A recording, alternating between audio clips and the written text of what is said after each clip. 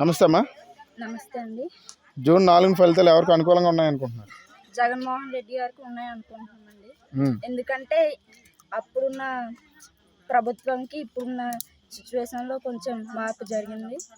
జగన్మోహన్ రెడ్డి చాలా మందికి ఉపాధి కల్పించి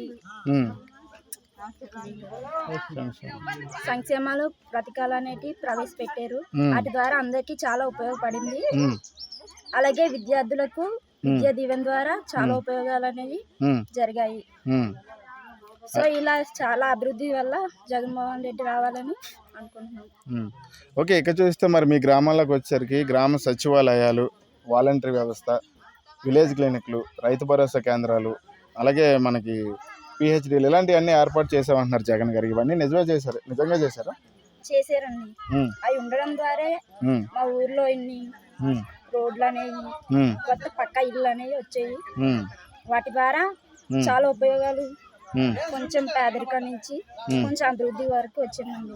ఓకే, మరి మీ గ్రామానికి వచ్చి ఏం అభివృద్ధి చేశారు? మరి సీసీ రోడ్లు వేయించడం, పక్క ఇల్లులు కూడా వచ్చాయి, వాటర్ ట్యాంక్, కొలాయిలు అనేవి నిర్మించారు.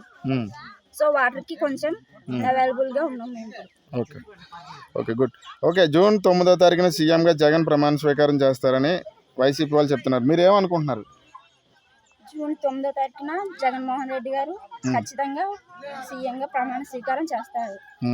ఎందుకంటే అప్పుడున్న దానికంటే ఇప్పుడు కొంచెం డెవలప్మెంట్ అనేది జగన్మోహన్ రెడ్డి వల్ల ఉంది కాబట్టి సో జగనే ఖచ్చితంగా రావాలని అనుకుంటున్నారు. ఓకే, థ్యాంక్ యూ అమ్మా. Thank you.